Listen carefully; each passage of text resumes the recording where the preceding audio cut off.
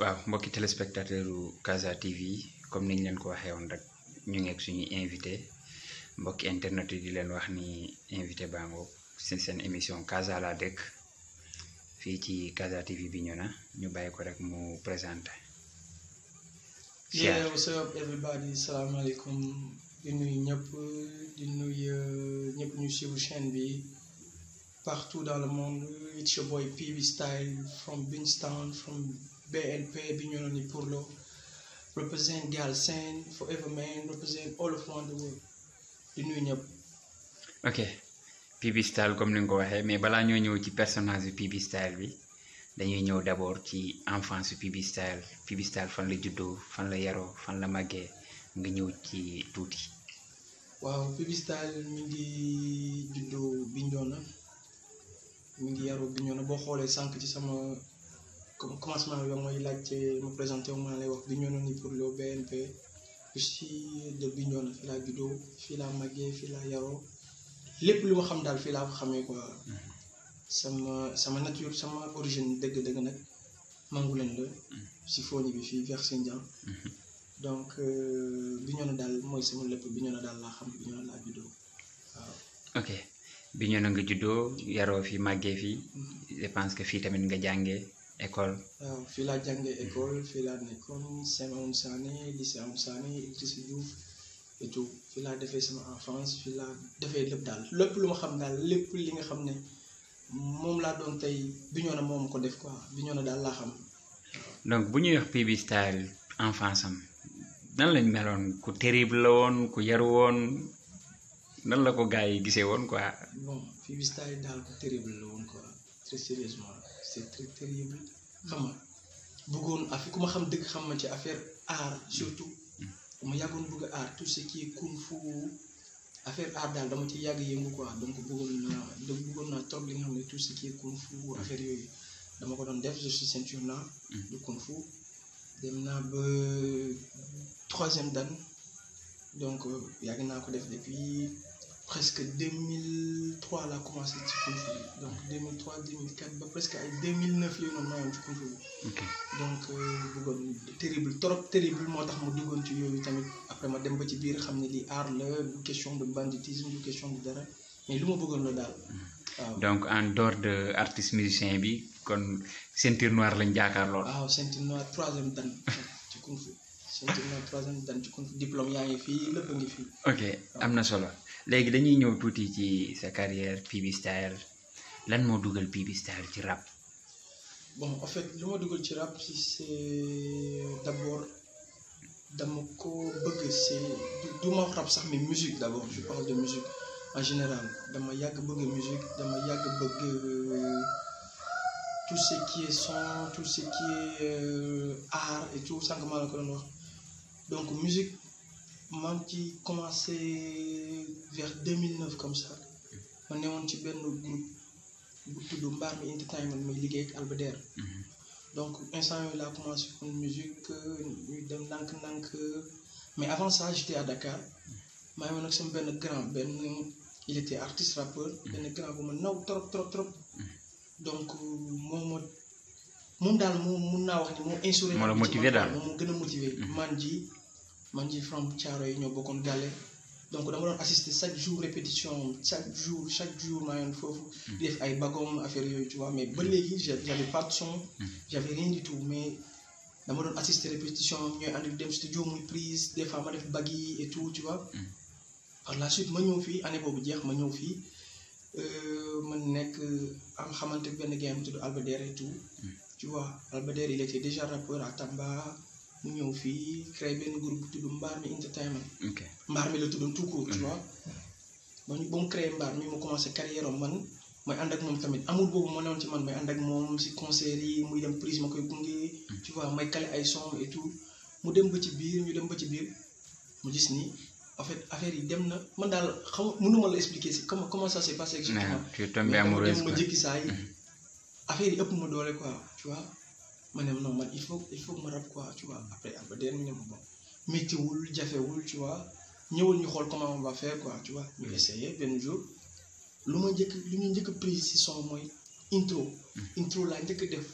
ba may commencé musique amoon son normal. intro la ak leneen lu ci doon def yëpp dañ ko doon live. tu vois benn intro la jot a prise naa intro bi pendant presque 3 xaw ma 4 mois. bañ ma xamee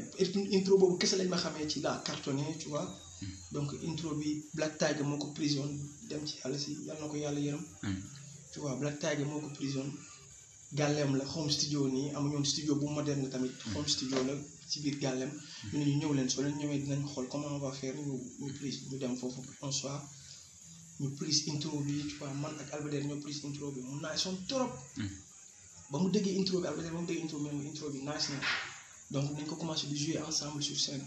commencé dem ensemble sur scène di jouer tu vois di jouer ndànk-ndànk ba ci biir ñu dem commencé def ay son man ak moom ba affaire yi dem ba rëy. donc affaire yi dem ba ëpp ñu doole mi ne ma am nga talent tu vois en fait parce que talent doo ko xam quoi luy nelaw la ci yow. nit ñi rek ñoo la ko mën a wax wala ki nga xam ne moom ngay àndal moom rek moo la mën a wax ni wax dëgg fa la gis naa talent bu rëy ci yow quoi. donc du coup ñuy dem di continuer mi ne ma talent baa ngi fii donc lenn rek moo des mooy job rek jéem a bind jéem a xool nooy def indi esprit créativité bi tu vois parce que art loolu la rap loolu la il faut que tu sois créatif surtout. nga jéem a xool li ngay jël boole ko ci rap bi li ngay yan façon musique ngay jël boole leen xam nga pour nga am combinaison son bu nice boobu noonu. en fait sama jaar-jaar daal ci ba dugg ci rap mun naa la résumer daal ci loolu am na lu bëri li nga xam ne tu vois bu ñu ko naree wax fii day yàgg trop mais daal en résumé. loolu daal moom ma dugal ci rap quoi. ok léegi nga jóge mbaar mi entertainment parce que PB Style jël na yoonu boppam. lu waral divorce boobu. voilà en fait ñu woon maa ngi woon mbaar mi 2009 2010 2011 2012 2013 ñu woon mbaar mi 2014 sax maa ngi woon mbaar mi donc 2014 après mu am dispersion amul dispute du xuloo du xeex du saagante ndey du leneen ak leneen mais dañoo dem ba xam ne ku nekk ñaari kuy mënuñoo bokk mbalka quoi mënuñoo bokk mbalka donc dañoo dem ba xam ne ku nekk bu defee carrière solo ça serait plus facile ça serait plus cool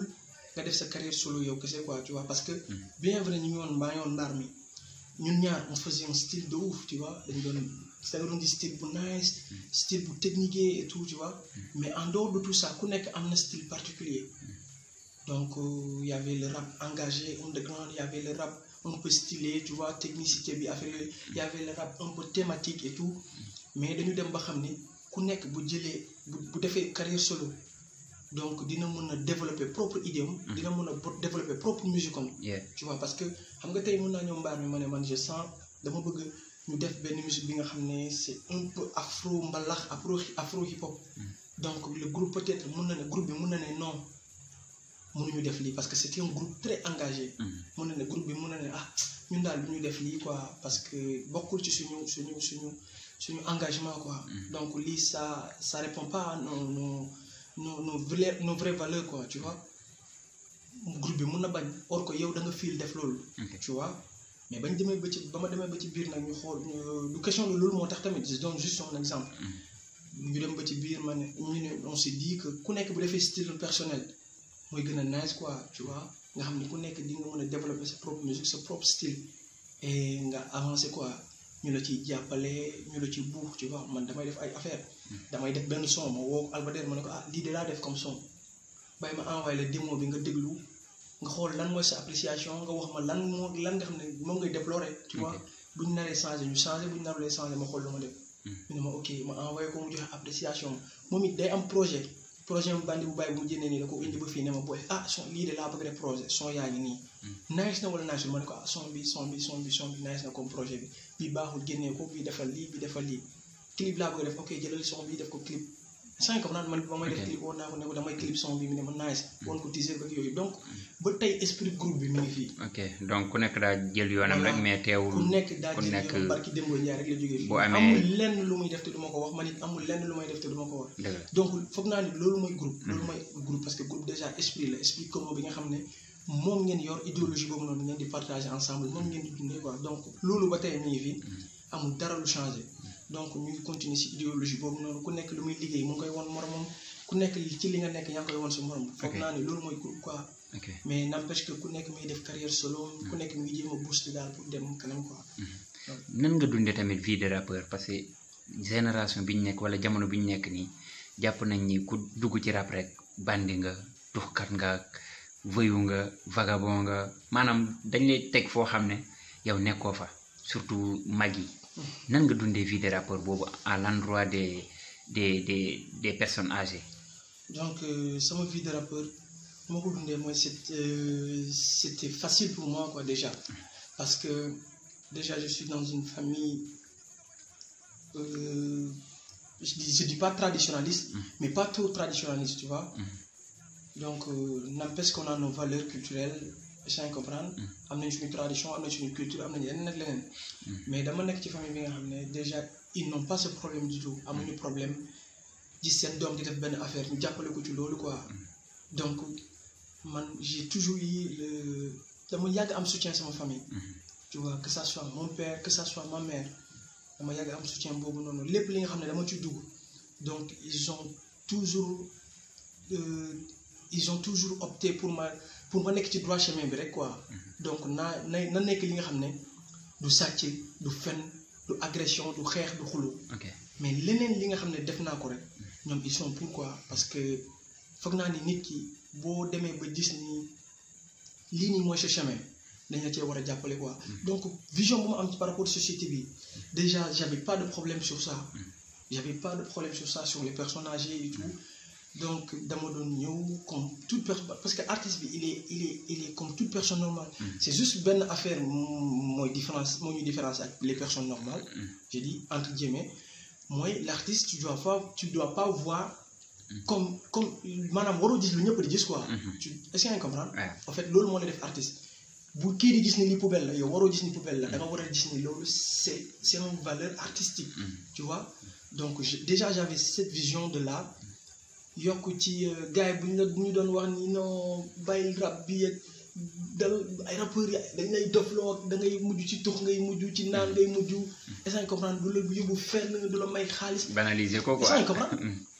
man déjà gars yi instant yi ñu wax loolu noonu man j'ai déjà sama côté familial. et c'était bien tu vois tout le temps dañ ma doon comme que lii nga bëgg vas-y accroche-toi góorgóorlu tu vois dina baax dina ñëw quoi góorgóorlu daal bu dee moom nga bëgg. jéem cee nekk mais du sérieux et jéem a avancer donc am naa entourage tamit des gens qui croient en moi tu vois des gens qui ont vu ñi nga xam ne yàgg nañ ci sama talent tout le temps dañ ma doon encourager jàppal continuer booster bul bàyyi day baax tout le temps day baax des appels des messages sur les réseaux sociaux et tout day baax donc je me suis dit que gannaaw même bu dee benn wala ñaar personne sax am na ñi nga xam ne gëm nañ la donc c'est pas le moment de lâcher amul bàyyi da nga war a continuer est-ce que yaa ngi comprendre. Donc amoon problème boobu noonu dem ba ci biir y a eu ma sœur qui a intégré tu vois. est-ce que dem ba ci biir sama sœur sama propre sœur elle était à l'école. Elle était à Dakar elle était à l'université et tout mu dem par l'influence man bu ma amoon ci musique et tout mu dem ba bëgg musique. moom it mu ñëw mun naa ne gannaaw yàlla ak samay ñaani waajur man maa tax mu rab. est-ce que yaa ngi comprendre. parce que man maa ko yóbbu studio man maa ko yóbbu studio maa ko doon defloo ay musique maa ko doon defloo ci n'importe quoi mu dem bu bëgg musique bu bëgg rap intégré moom it donc instant bi nii gis nga man maanaam mbir def ko rek mais bul xam fu mu yem ko man j'ai pas un album amaguma mixtape amaguma dara maa ngi doon ñëw sax mais comme dugg nga ci sujet bi moo wax mooy indi wax rek moom déjà elle a un mixtape sans comprendre. Déjà elle a fait une tournée internationale dem na fépp déjà mi ngi def carton à Dakar ci télévision yi amul kenn ku ñu koy présenté mi ngi dem fépp ci monde bi donc bu ñu xam nga bu fekkoon parents yi soutenir ñu depuis boobu bugguñu woon surtout mu nekk jigéen tu vois te milieu hip hop dafa grave trop si jigéen bu intégré milieu hip hop rek ay wax la bandi lay doon ay càggatu parce que da ngay dem concert tu viens la nuit da ngay dem concert nga génn sa gale 22h nga ne yaa ngi dem concert nga ñibbi si 5h du matin wala 6h du matin wala 4h du matin lan la demoon def ci concert bi est-ce que heure boobu la jeex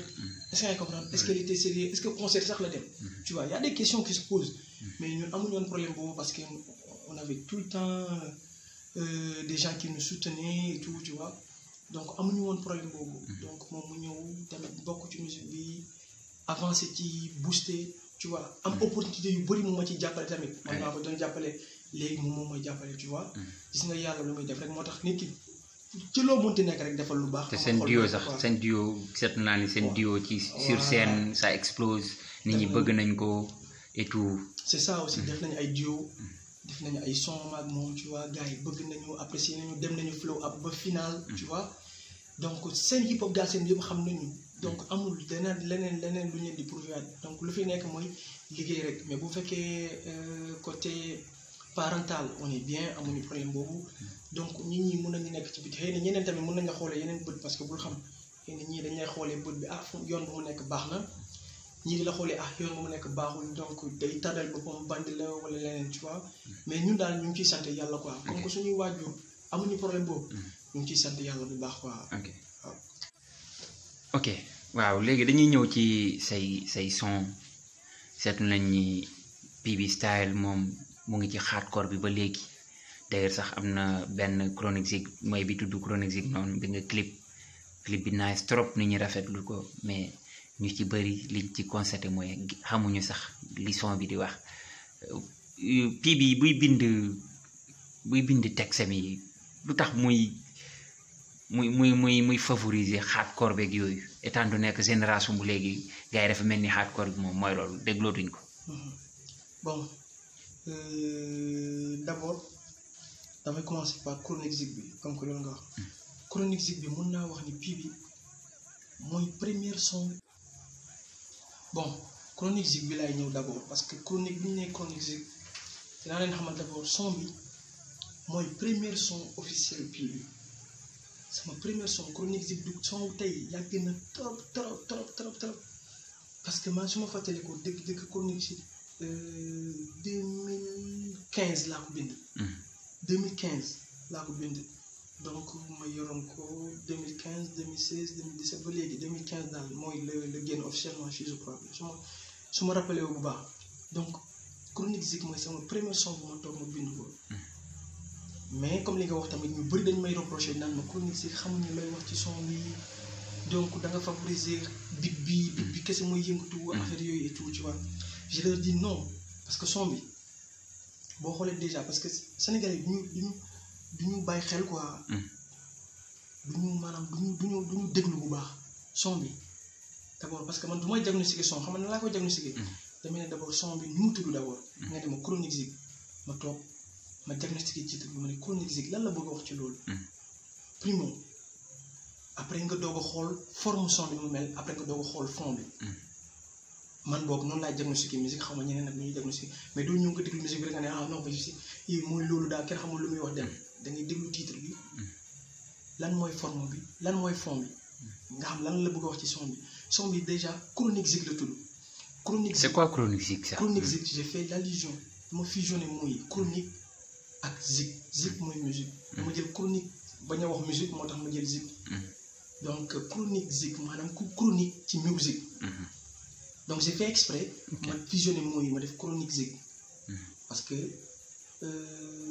bëggumoon daal mu doon lu yomb quoi li nga xam ne c'est da nga koy dégg nii rek nga comprendre ko. tu vois moo tax tamit boo xoolee forme son bi noonu la mel. commencement son bi am na boo déglu son bi am na ay affaire yu maanaam dafa gaaw tellement que. doo mën a da ngay non kii waxul dara lay. genre Eminem yooyu la rek. déjà on te dit primo nit ki nga xam ne dafa chronique ci benn affaire. il est pas normal du tout. nekkatul normal. maanaam ku chronique imagine ko drogué bu chronique il est fou il est dans le délire. est-ce que comprendre waxuma la ki nga xam ne dafa chronique ci musique. donc son bi boo xoolee forme bi noonu laa ko doon liggéey ki nga xam ne il est chronique dans la musique. moo tax son bi boo xoolee début ba fin c'est comme si un gars bu ñu tëj ci benn case buy révolté wu. dañ ko doon dopé daal dañ ko doon jéem a faj parce que dafa am chronique. est-ce que yaa ngi comprendre. donc c'était ça loolu mooy thématique son bi Chronique Zik bi loolu la signifie moo tax son bi da ngay commencé ku ñu bëgg a dugg ci kenn ko dindi dañu chronique ci Zik ni nga mën a fekk yow non. est-ce que yaa ngi comprendre. yaa ngi ne non waxul dara mais ak maa wax dara. dañ bàyyi xel ci lu may wax maintenant lu ñu bëgg a dugal ci rap kenn du ko dindi dañu chronique ci Zik ni que maa des fuck is going on ka jégalu ci peut-être gros mots looy tout dañ koy censurer mais hip hop moo mel noonu donc. commencement son bi bu leen neexee ñu détaillé ko. ma ne amoon nothing ci waa moo tax nga toxal sa géew mais dafa gaaw amoo nothing ci rap moo tax nga toxal sa géew mooy amoo nothing ci rap amoo dara ci hip hop moo tax nga toxal sa géew foo ma gis may rap yow da ngay dëgg di jéew fu ñu lu ñu def ci rap ma ni nga mënoo ko nëw jarul di mbow lu ñuy def nii agogo fa ba tey mi ngi leer après ma ne du ñu bokk game du ñu bokk seen du ñu bokk seen ak tey you chaps down après ma ne what the fuck is going on you see my own motherfuckers game mini mani maw léegi di nga ñëw hip hop ñoo ko yellaw neng di nga ñëw noo def di nga ñëw bit bii ñu def ci bounce donc suma juumul pii bi day tagg boppam foofu damay tagg sama bopp damay wane ni musique nu mu mel maanaam ba léegi du sama bopp de ba léegi ki nga xam ne moo chronique ci musique bi lan lay def ci moom est-ce que yaa ngi comprendre maanaam kooku laay waxal donc bu gars yi di wax ni non chronique yi waxoo dara non après damay toog ma ne non peut-être gars yi dégluñu parce que c'est pas la première fois def naa yeneen émission yi nga xam ne gars yi interpellé nañ ma ci loolu non chronique zik lan nga bëgg a wax mais après su ma détaillé gars yi dañ ma ne ah ok donc ñu ñoo bàyyul xel bu baax mais ñëpp ñi nga xam ne xam nañu chronique zik mi ngi ci YouTube bi donc PB Style chronique zik dañ demaat déglu son bi ñu xoolaat bu baax lan laa bëgg a wax donc moom mooy sama premier son et tout et j'ai essayé de véhiculer un message bi nga xam ne mooy un gars qui est chronique à la musique. ñu ñëw tuuti tamit ci clip bi. waaw lu waral clip bi mel noonu. am ay gars yu rebelle wu am ay gars yu dof ay gars yu kandasu di semer le bordel. donc clip bi waaw boo xoolee déjà clip bi son bi gis nga rek lu yàlla di def tamit son bi man yaakaarul moom dina egg foofu. mais son bi dafa cartonné gars yëpp bëgg ko amul concert bu ma ko joué te gars yi dañ ko bëgg su ma demee ci concert yi sax dañ ma koy réclamer. donc amoon vision boobu ni son bi dina am succès boobu quoi. donc di ci sant yàlla. succès boobu moo yóbbu son bi ba mu am mu am benn tubaab bu ko gis bu dégg son bi. mu am amul son bi. donc il comprenait rien moom tamit moom xamuloon son bi li mu doon wax mais moom lenn moo ko neexoon ci son bi mooy engagement son bi donc tout le temps daf ma doon répéter loolu ni son bi il est engagé c'est la patate et tout donc mu bëgg son bi mu ñëw ne ma ah son bi de man bëgg naa ko je suis réalisateur dinaa la jàppale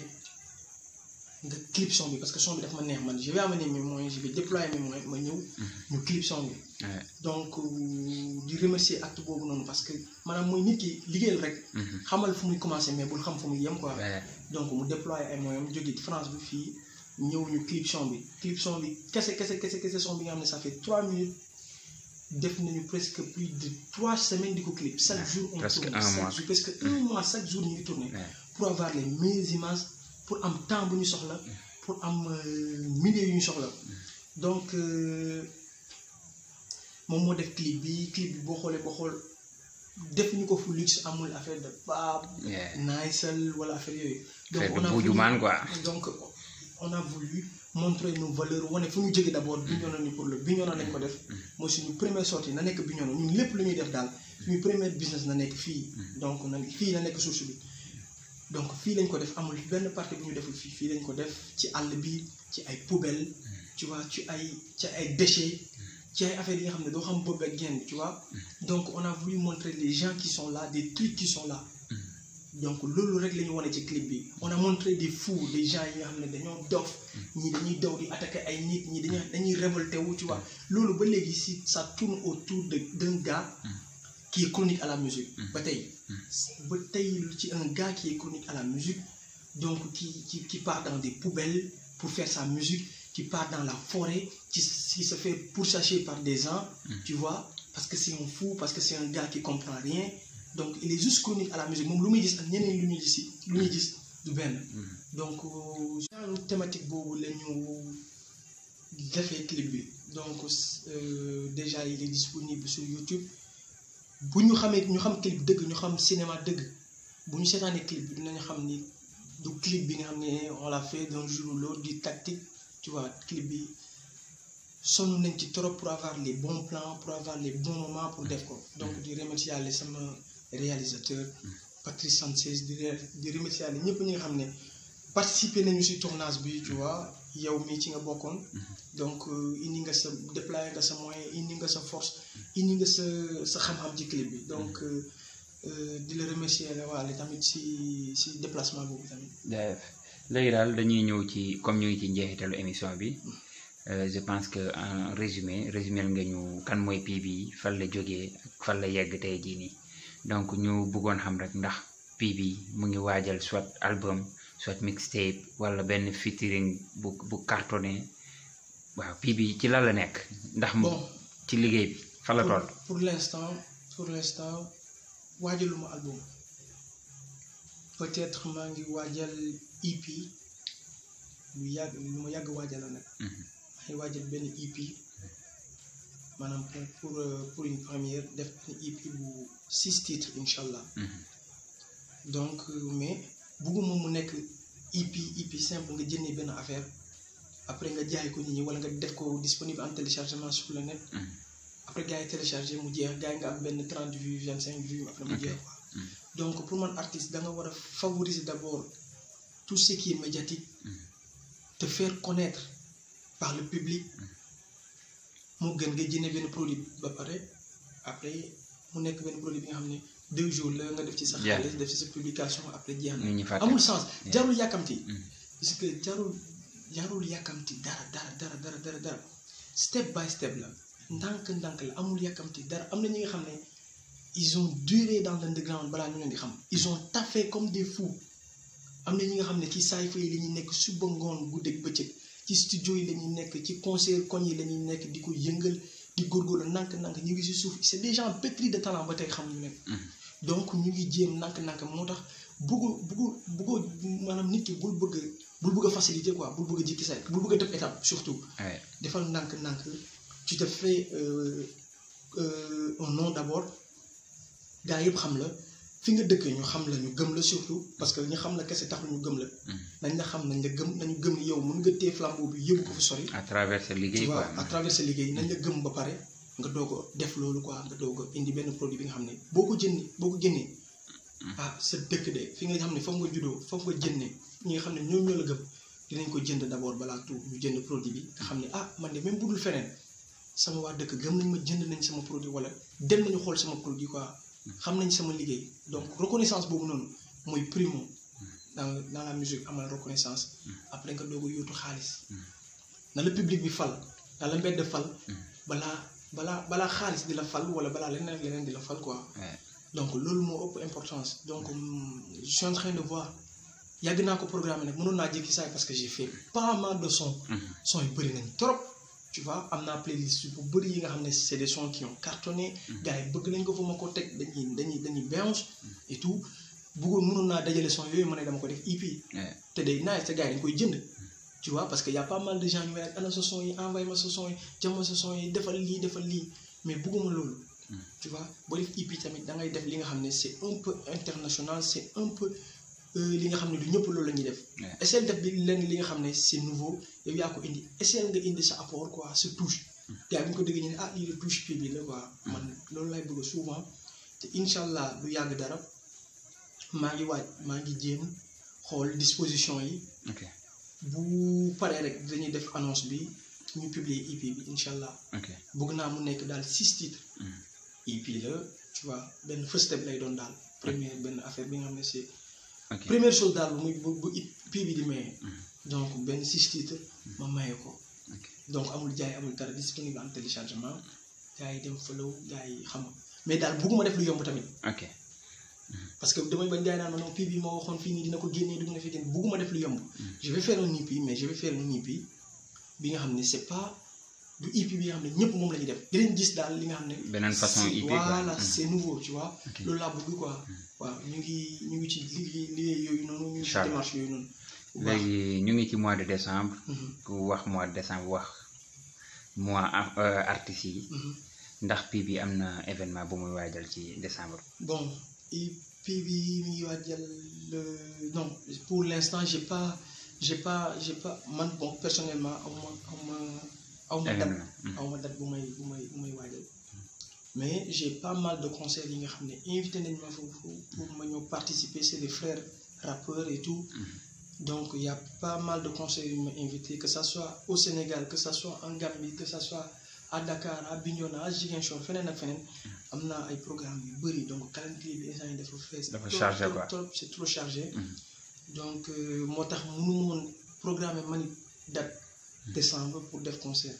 mais peut-être en mois d'avril comme daaw defoon nañ ko le 2 dañu bëgg a maintenir date bi. defaat le 2 avril concert incha allah si tout va bien. waaw loolu daal dañuy ñaan mais à part ça ñu ngi waaj a dem Gambie peut-être Gambie le 14. dëgg naa nag toj nga Gambie moom. waaw Gambie Gambie moom tojoon nga. c'était pour la première fois ma dem foofu. dëgg la ma xam public Gambie mais c'est des gens que je respecte trop. gars yi bëgg a sàppali quoi. grâce à Killa Ace ma dem Gambie tu vois ma dem foofu benn festival international bu mu def foofu chaque année Wi International Cypher waaw noonu la tudd donc chaque année da koy def benn festival bu rëy la mais c'était benn expérience bu bees laa doon découvrir parce que musuma woon xam ni Gambie am na public bu mel noonu gëm nañu hip hop noonu j'étais engagé à ce point ma dem foofu noonu ba ma demee benn yoon laa fa dem mais c'est un pays que j'aime tu vois loolu laa wax gars yi man daal Gambie daal bëgg naa ko gëm naa ko soo leen ma soxlaa bu leen ma woo bi leen ma rek ma ñëw donc Killa Ace mi ngi waajal tamit concert foofu le 14 bi incha allah si tout va bien le 14 incha allah Gambie dañuy dem burning foofu tamit waaw mi ngi waajal Gambie concert bi bàyyi kenn moom dëkk bi la tudd ma brother Killa Ace di ko nuyu de passage waaw loolu daal la ñuy waaj à part ça aussi Yabbi Jab le 26 décembre inchallah am nañu tamit ma meen Killa Bax le 30 am nañu daal yu bëri daal su ma limee dama bëri na daal programme yi bëri na trop su ma limee rek jum quoi léegi daal comme ñu ngi ci njeexital bi dañuy bàyyi rek sa mot de la fin lan ngay ñaax askan wi say fans public bi ñi nekk ci milieu hip hop bi surtout nag hip hop bi ñoo ne fii waaw ban kàddu bu mujj nga ciy sànni. bon sama mot de la fin mais sama tàggatoo mooy gars yi dañ ko gëm rek musique la liggéey la art la donc ñun ñoo ci mujjee dugg lekkuñu nag naanuñu tey parce que gars yi te ñu gis pii bi wala ñu gis benn def na benn vidéo wala def na lii ak lii ñu ne non mi ngi lekk xaalisam wala mi ngi lekk xaalisu musique ou des trucs du genre. kon musique fayul instant bi. amuñu dara. il faut fayul. en fait instant bi il faut être entrepreneur il faut nga investir ci dara. pour suba loolu mën la fay. déjà ñun taayu ñu investir ci musique tey ñun ñooy jël suñu propre moyen di ko def ci musique gars yi xam nañ bu baax. ay concerts yu ñuy organiser fii nii man personnellement je dépense plus de 550 000 ay des fois day dem bàyyi 700 000 francs pour nga organiser concert kese après au final tu gagnes pas mais tey boo xoolee benn dib bu organiser barki Demba Ndiaye Grand Théâtre wala benn Paco Brise bu organiser barki Demba Ndiaye Grand Théâtre xam nga ni kooku yàgg na hustling di liggéey xoolal lu mu ko fay donc bul xool liggéey bi tey xoolal suba lan la mën a fay quoi donc ñun tey taay ñu jël suñu moyen def ko ci musique taay ñu jël suñu moyen def ko ci hip hop pour suba mu fay ñu moom inchallah te gars yi nañ ko gëm rek affaire yi amul dara gëm-gëm la ak liggéey ak bañ a décourager daal bañ a naagu tamit donc gëmal li ngay def gëmal sa bopp surtout xam nga gëmal sa bopp surtout quoi surtout loolu nit ki da nga war a gëm sa bopp da nga war a gëm li ngay def bon après lu ci des daal yàlla moo koy matali quoi gëmal sa bopp gëm sa liggéey surtout liggéey mooy fay quoi tu vois gars yi nee nañ léegi talent fayatul liggéey mooy fay donc nañ liggéey bu baax. bu ñu liggéeyee après dinañ gis daal résultat bi quoi waaw. looy baaxee sa fans yi. bon fans yi daal waaw nañ jàpp ñoom it de nañ jàpp rek. loolu di baaxee ci benn freestyle sax benn kii. Mbadou. waaw fans yi waaw wax dëgg ñoom it. faa ñu jël seen wàllu quoi jox leen seen dose tuuti ma def bonne façon freestyle ma xoolal bu la neex rek buy bëggal gars yi rek buy bëggal gars yi yeah PB style what's up freestyle yi dañuy réer nag déjà buy bëggal gars yi ok ku ne wane fi nga mën ne ni baax ku nañu fàtte lu ñu moomee ni maam dana wax naan yàlla mi ñu tii mu ñu ëpp doole ni bëggatuñu toggatuñu laaj suñu aada na muy sooxee ni gone doxatul naaj jëmatul laaj dëgg fa mu neexee ku aaya war sa moome dañu rey pare jaay suñu ngor te ñu roy suñu cosaan aada mooy dëgg nañu topp tànk maam bu ñu bëgg xam ko ñu doon nañu topp tànk maam bu ñu bëgg xam ni ñu doon Dudu Njaay ko Mborose yal na la yàlla xaare àjjana fi daw fi Kere Njaay Mborose yi sénégalais ma dañu war a soppi xol yi liñ ma yéen dafa diis topp sama bakkan fàtte liñ ma jaral pël bi nee na sama tul foli na xaraki nag fàtte luñ ko njaral jaajëf jaajëf sama gars yi li moo nekkoon seen émission Casa la dëkk fii ci Casa TV di leen wax rek ngeen di gën di abonné ndax ngeen am seen émission yi nii PB Style la woon fii ci Casa TV abonné leen waaw bés leen cloche bi fële pour jot notification jeex na abonné leen peace out jaajëf sama gars yi dégg